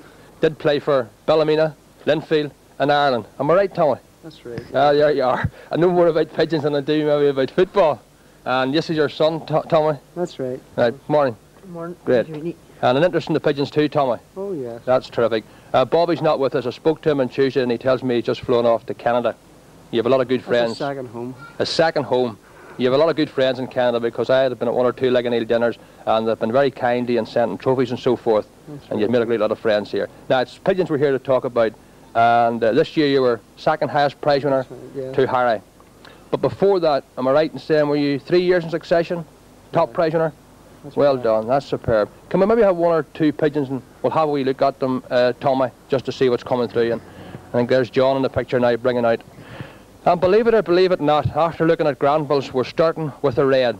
Now what's this, Tommy, this particular pigeon? This is sister of the cock that was 10th in avalanches for me. Flown France 3 times. He's third pigeon out of Les Sables a year. Superb. Breeding good pigeons for me. Right, so you were 10th avalanches? Yeah. And then it was flown France Yeah. 3 times? That's right. There's a brother of this him. And background of breeding, Tommy, they're always interested in that. You know, what I'm saying to you is, what lines and whose families do you basically work around? Well, we've made a family of our own through Harkness, and pigeons I got a Tommy Bennett, Weg, it come from Manelia. Right. Like Clare. Bit like Harry's been telling me, you've moulded them into a family to suit yourselves. That's right, yeah. But a fair bit of credit here to your good friend Bob Harkness for the basis of the pigeons. That's wonderful. And this, one of the cornerstones of the loft here, Tommy? It is. The pigeons originated actually from his good pencil cock. Right, you know, the pencil the Harkness pencil cock. Yeah. Yes. Coming of Gloria. Yeah, that's a famous lock pigeon. That's right. Now we're going back a year or two. Oh. You and I are younger men and these senior fanciers, but this was Lochs Elizabeth and Lochs Gloria. That's right. And a whole string of great pigeons from them. And now we're going to... John, have you no other colours other than red? And a hen again, That's right. Tommy. And what is this one? This one's performed breeding for you? numbers 2. This is breeding good pigeons. Coming down again, the same line, you know. Much the same line, Tommy. Have you been... you obviously being a pigeon fancier and a class one at that. Do you double in any other fanciers? And what I'm saying to you is, have you had any other breeds into them, or have you been trying other families? Or do these keep proving the best, Tommy? No, they originated from Harkness, but I've tried a few crosses and with success too. Billy Irwin and Ballymena. Good. I've a red hen of his, and she's been breeding me good pigeons too. Pigeons to fly France as well. Yes, and Billy, a former King's Cup winner. You That's can't go far wrong on that, Tommy. But that's terrific. As I say, it's a short and quick visit, and we just wanted to congratulate you on having an excellent year again. Some people will say maybe that you didn't do as well as before, but if you're second to Granville and I've had 3 times top prize winner, you'll be well pleased. And we're just joined by Harry Granville and another colleague from Liganeel, and Harry's brother Jim. So there you are. There's an insight into, I would say, at this moment in time, and as Tommy Dockerty has said in his book he's just written, you can't beat records. And he says Clough is one of the greatest managers of all time because he has won. And here we are with the first and second highest prize winners in Liganeel this year, and I'm sure again there'll be contenders in 82. Thanks, gentlemen, for your time and every success. Thank you. We have been to Liganeel this morning, and we have travelled down a mile down the road to a loft which is very, very famous in the Ulster Federation, and that is the loft of W. White and Son. John here is mainly the pigeon man, although his father's in it in name as a sleeping partner, more or less. And John races to probably, I may be wrong in saying this, John, you'll shoot the boots on me for saying this, probably one of the more favourable positions in the Ulster Federation, but that has not taken away anything that you have done over the last 2 or 3 years. Your record has been superb in the Brookfield Club, and I was talking to Sammy Beattie, and Sammy gave me a bit of a rundown on both yourself and Norman, and I think between you win 6 first yourself, and I think Norman, who we're going to see later on, has won 6 first. I think the first thing you should do is probably introduce, would I call him a loft scraper, John, or no, loft manager. A loft manager. Sounds better than a loft manager. And this is a Mr. That's Stephen Chivers. Stephen Chivers. Well, mind you, a good loft man and somebody that's keen is hard to, very hard to beat. You're up here, John, in the Deer Park Road for 4 years. 4 years. Yeah. And you have no regrets at coming up. Oh no, no regrets at coming up this year. None whatsoever. Those are a fine range of lofts. You've put them up yourself? No, well, actually, the large one there, my father put it up, and when I moved from the Lisburn Road, I had that loft, and I brought that with me. And then last year, Norman Armstrong built the stock loft for me. Norman's a good man at doing the job that he does. We haven't had any, and mostly have been general pigeon racing in the natural system, but in a minute or two's time we'll get you to open that wee door and give us the insight into your widowhood. You'll probably not divulge all your secrets, but we'll get as many out of you as we can. Well, the birds that you race, John, are principally the Bushards. The Bushards, and they come through mostly Billy Parks. Billy Parks. Killaleigh. Yeah. We've been at Billy's a few days ago there, and Billy's a fine team of pigeons. Yes, indeed. Your pigeons, John, will come across from more or less this direction here, and that's right. Yeah. If you get them between the houses here, you're never very far away. That's true. Yeah. You have a couple of pigeons here which we're going to have a bit of a look at, and these are probably principally the bushards. The bushards. Ronnie's having a bit of difficulty grabbing the hold of that, but we'll get we'll get into focus in a minute. And this is a bushard from stock cock. No, it's a racing cock. Has he raced this pigeon? Yeah, this cock's won the fed and whatnot for me. He has won the fed? Yeah, at Skibbereen. And he's a good racing cock for me. And he came from Bully Parks. Right. He's a son of Mr. Bushard. Son of Mr. Bushard? Son of Mr. Bushard of Bully's. If you set him up there, you'll get a bit of a close-up on him on the camera.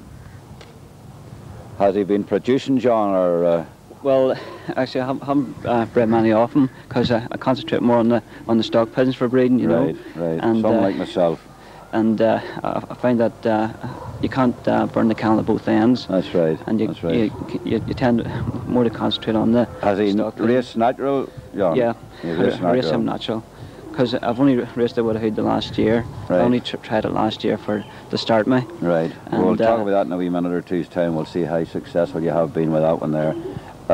And this other one here that Alan's bringing in now is another bushart. That's my number one stock cock. Good. And that come from Bully Parks as well. Yes. And he's produced winners and NIPA Open winners as well for me and Bully, you know. Right. And he's a fantastic producer. Right. And he's sire, grandsire and great grandsire of winners. And you find the fly all right through on the channel as well? Well, now last year I won the Penzance Derby with the bushard, and that's off the cock that's coming up next. It's a son of the Hallam red cock. Some of the bushards seem to be able to fly distance better than others, you know. Yes. People think they're more of a short distance, but you have won the Penzance. I remember that. Well, I've won 1980 it was. 1980 last year. Very good, and it wasn't an easy race. No. And this red cock, a different... yeah, that's Ron Hallam line. So again, bushard. Yeah, bushard. And he's the father of the black cock I won the fed with last year. And I think he won £400 or something like that. When you put that up and let the viewers get a bit of a look at that when that close up with the... I'd like to see a close-up of him to see what a good one looks like. Sorry for interrupting there. You were saying that in the... son of him won the fed out of Penzance last year, the Derby. He won. This is the sire of the last year's Penzance Derby. And he's had other prize winners for me as well, and for Bully Parks. Very good boy. Now they say there's not too many red bushers. I haven't saw too many myself, but... No, but this is a different line. This is that was one from Bully, and this is the Ron Hallam. Right. Line. Right. So it is, you know. Well, we'll go over now and have a wee bit of a look at now, John, we're at the section which a good lot of Northern Ireland fanciers are turning to, and that's to the Widowhood. We haven't come across and been able to take any photos off Widowhood Lofts at the moment. You have only started it last year. Yeah, last year was the first year that I tried it, and I thought it was very successful from the first attempt, you know. But I find that it's hard to race with a hood and a natural at the same time, yes. And it means that an awful lot of extra work because you're working with two different teams of pigeons. Right.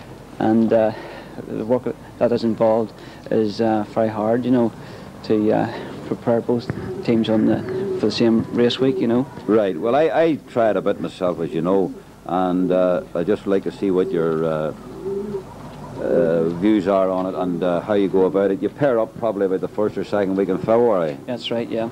Let them sit their first round and hatch a young bird. Yes. Rear it through, and then the normal thing. Take the hen away. Take the hen away after about 10 days on their second round of eggs.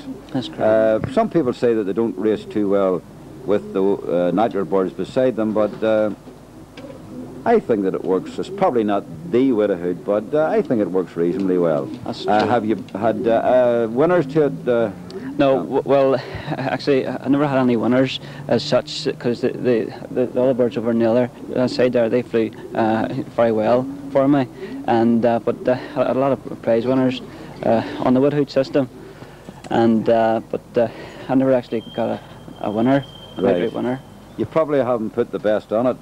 That's true, of course, you know, because I wanted to more or less try it out last year for the more or less. Well, I think you must put the very best on it if you want the results, the top success. Yeah. Well, John, we're going to cut here and go to your friend, your sparring partner down the road a bit, Norman. Mr. Snatch. Mr. Snatch, that is a nickname. Yeah. Thanks very much, John. Okay. We're now in the lofts of Norman Armstrong, member of the Brookfield HPS and competitor for the white loft that we just left there a few minutes ago. The camera technicians are just having a look round the loft, and we're in now to, what's this, Norman? This is the old bird side? The old bird side, breeding One of the old bird breeding sides. I pay particular attention to this loft because this is a finely constructed loft, as I have come across, and I'm telling you that I have been in and out one or two lofts. This is a superb loft, beautifully kept, shows the signs of an outstanding fancier who's a great credit to the sport. The birdie's moving across now to young bird side. Norman, just take us through. Where are we now? These are young bird sections where the hens are now kept. Right, so your pigeons are all basically split for the winter, Norman? Yeah. And the hens are now occupying what belongs to the young birds during young bird racing. That's right. The full length of the loft has a corridor, and then you can move from section to section, and the camera is now picking up the section used for young birds.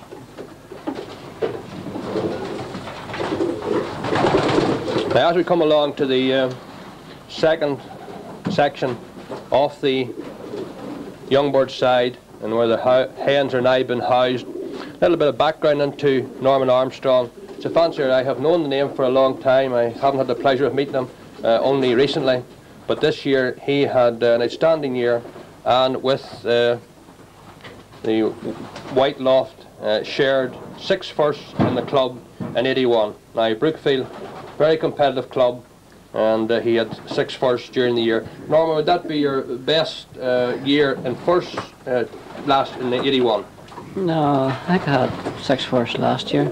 In 1980? 5 or 6, I'm not 5 sure. or 6, so you at least equal 1980's performance. The year before too. Right, and then you used to race with another very well-known fancier and a great help to me and John Patterson, the sport, Eddie McElwain. That's right. Right, during that time in Armstrong and McElwain, you took one of the major races, was the Skibbereen Derby in '79.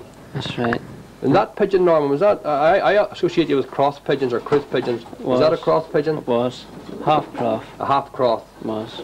And these lines still are in the loft today? They are. There's brothers and sisters still here. Of the same pigeon that won the Derby in '79. Now we're going to come right through and have a look at the old bird racing loft. We've now moved into the old bird section and the main end of the racing loft, and immediately you look and see a widowhood set up, and I'm wondering, Norman, is it a widowhood loft, or are these nests just adaptable to your way of flying? Do you race widowhood? Don't fly widowhood at all. Are you telling me the truth, Norman? Oh, they're doing that. These are natural pigeons. That's right. And the nest boxes are basically adaptable to your way of using them. Just in case I take a notion. Right. I count 20 there, Norman, is that right? That's right. 20. Do they be all occupied during the old bird season? No, about 14 or 15 of them just. Right, right. But so you have a wee bit of room there to work with. Yeah, in case you want to split one. Yeah, excellent. And I noticed great depth in them, Norman. 1 or 2 of the colleagues here this morning who are dabbling in the widowhood and are about to dabble in it in 1982 noticed that your nest boxes are quite deep, and you were pointing out to me that there's a purpose in that, Norman. For allowing 2 nest bowls to fit in. Right. The hen then, when she's about to leave big young ones, you like to give her the pleasure of a second nest bowl. Yeah. That's excellent thinking. Now, when we come along to most lofts, Norman, we look at 1 or 2 pigeons, and obviously the immediate reaction is to let's see your best. So I see you're handling, and I think it's a check white flight hen. That's right. So what's this, Norman, and a wee bit of background on her? Well, it's just part Jackie Grattans of Laganil breeding and Delbar. And I timed her out of France. She was 38th. in our first year. As a What year yearling. was that, Norman? As a yearling? As a yearling. What year, Norman? Your memory can go back now and put you on the spot two years ago. 1979. Yeah. Is this the Grattans of, as I know them, as Grattan Brothers? That's right. Right, an outstanding national loft in their own right. They had a great result, Norman, in Reims the year we had the smash, didn't they? Finished 5th and 9th. That's right. So that's the same blood. And then Bob the Lofts, King's Cup winner, coming down from the same fanciers. Well, that would be the grandma. Right, and you see how it ties up. There you are. So you're telling me the Grattan Brothers and Bob the Lofts, and then we're down, and this hen's in the same type of lines, Norman. That's it. Like 2 years ago, she was in the money as a yearling. That's right, and the following year she was in again, the 138th. So she's 2 of the niches or notches under her belt for this elusive Hall of Fame. She was there last year again and just missed it. I didn't get her at 9 o'clock the second morning. Well, that's nothing to be, you know, worried about. You have her in great shape now, Norman, and I'm putting you on the spot. Would she be a 1982 candidate? Oh, she's come back. Wonderful, that's terrific, because I say, although these Hall of Fames have become a regularity now, been won, I don't know if many have been won on the Fed. And I would love to see, you know, 1 or 2 more coming into the Federation. Now we're going to put this one across, and John's giving me a hand here. He has now picked up another particularly good pigeon, and again carrying a white flight, and a wee bit of a change here with an awful lot of cocks in the last 2 lofts. This a hen again? That's a hen again. Give me a wee bit of background on her. She was 118th in the yearling national this year, and she's had 3 firsts. 3 first racing in Brookfield, Norman. Run those races off for me, because I think they like to know, you know, just 2 young bird races. 2 young bird. And Skibbereen this year. And then 118th in the yearly national. Again, a candidate for future honours, I would hope, Norman. That's right. Background offer, basic bloodlines. Croft again. Now these Croft, obviously I'm just going to try delve a wee bit deeper into them. Where did they come from, Norman, or where did you originally... Well, the father horse, a Johnny Backcroft.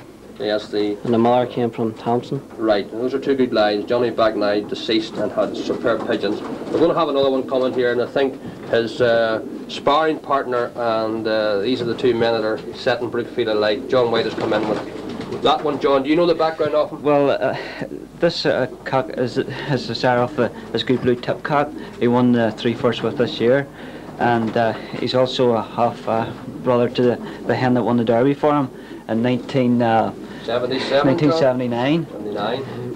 And he's starting to produce him as well as race now for Norman. He's a fantastic pigeon. See, you're handling very closely, John. You maybe like to have taken him down to the White Loft. Well, I think if I wanted him, like I could take him, you know, because I'd give him the steam, do a loft manager and take him down, and Norm wouldn't know anything about it. You wouldn't know what was happening to him? No. He sleeps half the time, Norm, anyway, really, you know. I wouldn't like to see him racing when he was alive, John. Well, that's true, that's true. Nah, he's not doing bad for a hot dozy. That's true. That's a lovely pigeon, John. Let's have him what we've been, get the camera can pick him up. Run him up on the nest. And we're going to just pop him into the box now, and we'll see if we can pick him up on the stance. And Norman, give me a background. Is he a Croft, Norman? He's a Croft. That's not his hen, Norman, is it? No, the father of him was, I reckon, the best pigeon he owned. You know, why do you say that, Norman? People say that and then they don't follow it up with reasons. Give me a reason for saying that it was the best pigeon you owned. What did he do?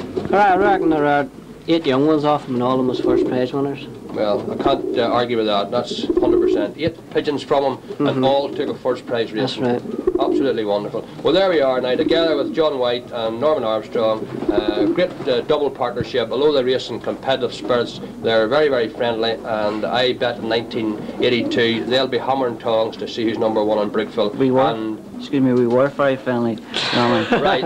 I hope we haven't upset them with our interview this morning, but they'll be there or thereabouts in 1982. That's the Belfast side of the video film, and we'll now move on into another. We are now at the Lismore Lofts of J. Patterson and Son of Muckamore. Muckamore just outside of Antrim, and a very competitive area for pigeon racing. In this area you have Muckamore, Antrim, and a number of other competitive clubs. These are the range of Tommy's Lofts. There's the Widowhood Loft, which is a few years in existence and with a great deal of success has been obtained to. In the middle of the range, Youngbird Loft. Note how immaculately they're kept, beautiful condition, and an outstanding place to have your pigeon lofts sighted. The main Old Bird racing loft now coming into view. You know the Patterson name, Tommy and Muckamore, and brother John, as we call him, but better known to the Doak people as Jack. And they are both very successful in their own right. I have spent many pleasant hours in this area, in this loft. And the Tommy and John's fathers just passed away recently, and he was a wonderful man. And I believe the success that these two brothers have enjoyed have came through him. Back to the Widowhood loft, and you can see again that the doors are closed, and they just come apart, and the pigeons can make directly into their nest boxes. I believe he has 9 boxes here, and the cocks are now in the Widowhood side, or the side that they get used to before going into the next year's racing. There's Tommy coming to the Widowhood opening and showing us a really outstanding pigeon, and make no doubt about it, he's one of the best that you'll ever come across. Again, Patterson, well known for Huskin Van Reel pigeon. This pigeon 3 times, yes, 3 times a section winner in the NIPA, and the winner of the Irish National Flying Club Skibbereen Inland National. Now that is some pigeon. He is the very best of Dr. Whitney Huskin Van Reel. And those who follow the strange and watch the pigeons will know that Jeff Van Reel ranked one of the greatest of all time Belgian fanciers. Tommy has just gone into the middle loft where the hens are now resting for the winter, and this pigeon again is a successful hen. 6th Open, 1980, Youngbird National, Penzance, 310 mile plus to this loft. And remember that day, a real dirty, notorious day, on a race when a lot of people thought no birds would have got home on the day, won by Billy McElroy, and Tommy Patterson finished 6th. Here's the range of the stock lofts, and again you can note how well the pigeons are kept, all their own compartments, everything that you would expect in a successful racing loft. Particularly well known for Van Reel pigeons, has had major success with the Croth or Cruth pigeons, and now has 1 or 2 magnificent Janssene and Matisse pigeons about the lofts. Matisse, I think, are going to be the pigeon that will keep Patterson well up in the limelight these 1980s. And this is a look at the lofts of Patterson of Muckamore.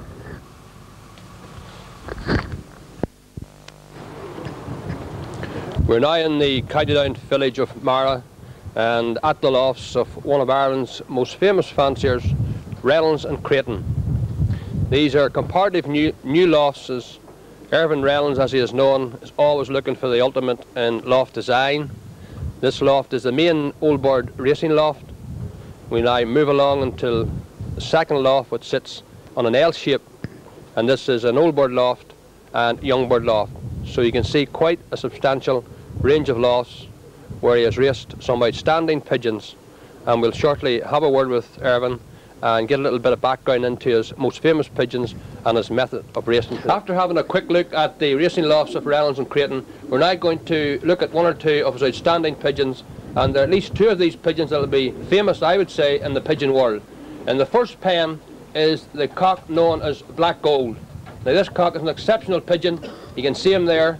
I was going to say he would win in the pen, but I think he has won in the pen, and no later than last week was 3rd at the East Down Combine Open Show. There he is, a magnificent pigeon. He was 7th Open Avalanche's Old Bird Derby, and then, and I would say, Irvin took the risk, or took the chance, sent him back, and he won the Avalanche's Old Bird Derby. Now, good morning, Irvin. Morning, Ollie. A little bit of background about the pigeon. Obviously the fanciers would like to know his breeding, sire and dam, and the bloodlines that he is. Well, the sire was on loan from Willie Neal on a moor, and he was a pure Hopus pigeon. Colonel Hopus of Sunderland. Yes. Basically the old Stossard breeding. Yes. And the dam was a blue hen, a nest made of Black Supreme. And she, in turn, was a daughter of my old blue, known as the Old Blue Denard hen. Yes. Throwing you a lot of really good pigeons. Very good pigeons. She's also, as I say, the grandmother too of Black Magic here, the next pigeon. Now the Denard blue hen, she was 4th, I believe, in She was Denard. first section, Derby. 4th Open. And lost a bit of time. You were making the dog box that day. Is that right? That was my fault. That's not your the, fault. Not the pigeons. That's your fault. Right. Into the next pen, and this is my pick or choice of the pigeons flown to this superb loft. This is the pigeon known as Black Magic. Now, he is a superb pigeon. He was one of the early winners of the most coveted of all Hall of Fame awards, and he has flown nonce, I believe, or flown the King's Cup in 4 consecutive years. That's is that right. correct? That's correct. From a yearling. Yearling, yes. Right through. Yearling, yes. And if I remember, you told me that you have never saw him actually come home. No, well, that's how he got his name. Right. Now tell me a bit about that. What has well, happened? we're looking for a name for him. The late Miller McAllister was here in the garden photographing, and he asked me had a name for him. Right. Well, I said I never thought of a name for him. I didn't think probably I'd reached that stage to be good enough. Right. But young David Mahoney that helped me here, he says I can name him. I says, what would you suggest, David? And he said Black Magic, as he never was seen coming home. Very appropriate indeed. Now his positions, Irvin, he's been very high up. Was 5th his best? Well, he was 5th, yes, and right. the real bad one in 74. Yes, and so then pigeons home, and he was 15th, and he was 25th. That's magnificent. Now, that is one, I think, of the highest Hall of Fame actual winners in his positions, all 3 times in the first 25. Well, I suppose at over 500 mile, he would still... His age now, Irvin, what is he now? Well, he's 70. 70, so he's coming on to 12-year-old. Now, we're going to finish up here with a lighter coloured pigeon, a blue checker, and this is a Skibbereen Youngboard Derby winner. That is correct. That's a Skibbereen Derby winner, and he's flown very successfully ever since.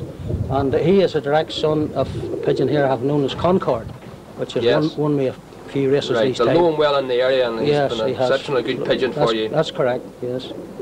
So an Youngboard Derby winner here, a Hall of Fame winner here, and the Skibbereen Youngboard Derby winner with the NIPA. That's correct. I don't know what you've got yet to win. Probably the King's Cup from the Old Board National, and that would just make your career in pigeons, I would say. It would do well. It would, Thanks for your time this morning. Thank you. Thank you very much. Well done. We've now been joined at the Irvin Reynolds loft by a number of fanciers from the area that brought along 1 or 2 outstanding pigeons that have made this particular area famous in national and open racing.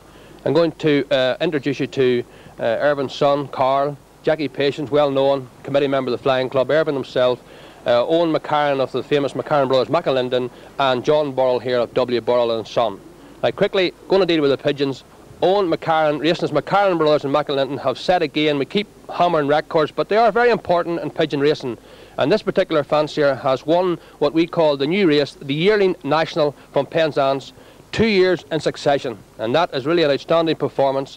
Owen is holding the hen who won the 1980 race. Owen, is that correct? That's right. Blue checker hen, is that right? That's right. Yeah, and a bit of breeding on her background. And well, it's a sticklebuck hen. Sticklebuck breeding I bought from Jay Geary. Bought the parents from Jay Geary and Son. Yes. He purchased them from Bernard Miles. Which would be Denny's brothers could That's be right. there. Yeah. Yes. Yeah, I'm not far away from that. And Sticklebuck mainly is her background there only. She's pure Sticklebuck. Right. And after winning that race, I suppose never in your wildest dreams did you believe that you would do the double. Again. No, I did not. You do the double. No. And here, Jackie's holding the 1981 winner of the Yearling National. And Amelie Cock this time, and his background only well, he's breeding. 3/4 Delbar and Jurian. Delbar, Jurian. Is the Delbar Manila side? Ballyclare. Ballyclare, well known for Delbar blood. The other one was, the Jurian was crossing on Conlon and Guildford. Right, he's a superb looking cock. Is he big or is he just a medium size? Medium sized pigeon. So there you are, only that could be a dream come true for you. Oh yes. 2 nationals, 2 years in succession. And not many men come to the Flying Club to pick up the same cup again, I can assure you of that. Now we're going to move along to the end of the list here, and bring in a younger fancier I've met for the first time this morning. And this is a unique pigeon in as much as it's raced by W. Burrell and Son. John's holding him. He was 10th Open Talbini with the NIPA, and he won quite a handsome sum of money, plus a colour TV. He then went back to Skibbereen with the NIPA, which is a very competitive race, and he was 4th Open, and believe it or not, won the TV again. So that's 2 coloured TVs, John, and how much cash with him? Must be about 1,700. 1,700 and 2 coloured TVs. What are you doing with these TVs? One for you and one for Dad? You haven't made up your mind yet? No, I haven't made up my mind. Right, we'll stay on the pigeon. Blue cock, John? That's right. And breeding? Bushard. You're joking me. from Derek Pritchard, Lurgan. Derek U. Pritchard, Billy Park's lines, is that more or less it? Right. And a bushered cock. That's right. Now the fanciers, I'm sure outside will be wanting to know, was he feeding, sitting, driving or to the perch? Don't give him too much now, just a wee bit. Talbani, he was sitting 8 days and eggs. Yes. And for Skibbereen, he was sitting on a 7-day-old youngster. Marvellous. So I needn't ask, is that your best performance in pigeons? Obviously it is, because that doesn't happen too often. And have you named him? Any name for him? Nah. Thinking of calling him Blue Flash. Well, we'll decide on that. We'll decide on that. Both times he's come, like, you know, just come like a flash. Well done. So there we are. We're going to finish here this morning at Irvin Reynolds' home, looking at Blue Flash. Let's have a wee quick look at him. And many thanks all you for attending this morning to listen to us. The final loft visit this morning is to one of the most famous lofts, Jimmy Downey, racing as Downey and Dodds of Mara, and the village here is Maralyn. Now I asked Jimmy before we come on to interview how long he's been racing pigeons, and he told me 50 years plus, but forget the plus because he doesn't want you to know his age. Morning, Jimmy. Good morning, Rami. Irvin Reynolds is holding a mealy hen, and this is an NIPA Open winner out of Wexford. Out of Wexford, Jimmy. And the breeding of this hen, or background, what's her breeding? It's Clayton's Gitson. The old Gitz family. Old Gitz family, yes. And your man from the German breeding from Greer Kells, right. Yes. And this is an NIPA Open winner from That's Wexford. Right. Yes. And you're holding, Jimmy, one of your best breeding hens, is that correct? Catrice. Just the more that big hen out of 17 inches, 18th and 4th section. NIPA. Mr. Rollins here won it that day. Right, out of the NIPA. Not right? Out of the NIPA, just the more. Right, just reared a lot of good pigeons, this particular hen. Out of Oak Company here, we're first club, 4th section with the North Runner. Right, right. Now we're coming along to Jackie, and he's holding a pigeon. These are the pigeons I first associated with you, Jimmy, when I came here as a wee boy. That's correct. And that was the Fabry pigeons. That's the pure Fabry, bro. And you had the champ, right? And Von Reel Johnson alone, he lent me the hen. The mother came from Johnson of Larne, Von Reel. That's right. And the sire, Fabry. Fabry's right. And this is a full brother to the champ? That's a full bra. Hold him round, Jack, and let's have a wee look at his background. The father's a full brother to the champ runner. The father, a full brother to the champ. Yes, right. This cock used for breeding, Jimmy, basically, or? Yes, it's senior winners too. He has been 13th Open the Nard, then went on to the 15th Open in the King's Cup. This cock himself, Jack? Cock himself, yeah. You know a wee bit about Jimmy's pigeons in the background? Well, Jimmy's the man that I look up to. Right, you keep him on the right track and look after him now? No. Jimmy, anything I know about pigeons, there's very little like, but this man passed it on. He helped you anyway. Now, only here has come into the development. He is holding, in fact, another Open winner. Correct. So in the 4 pigeons this morning, 2 of them have won the NIPA Open. This one is a line that Jimmy just recently has brought in, but it's been very successful, and that's bushered pigeon, Jimmy. Correct.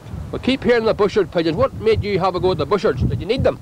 Well, I just, thought they could win for you? Through Billy Boyce at Killylay. Right. Shot me up 4. Jackie brought 2 of them up here, and that stirred me up. You've been friendly with Billy for some time? For some time. When Billy came out the army, he got boards off me. He done him a good turn at that time. And he has done you a good turn? He has done me a good turn now. Well, that's smashing. That's what pigeons are all about, Jimmy. That's correct. This is winner from where in the NIPA? From Wexford. Wexford? Yes. And you also had a blue hen, if I recall, won the Open also for you. Was that a Parks bushered out of Oakhampton? That's right. I lost her in Avalanches. That's right. My memory's better than yours, yes, Jimmy? Correct. It's a pure bushered. Pure bushered out of Oakhampton. Right. Yes. And this one here, he won it out of Wexford.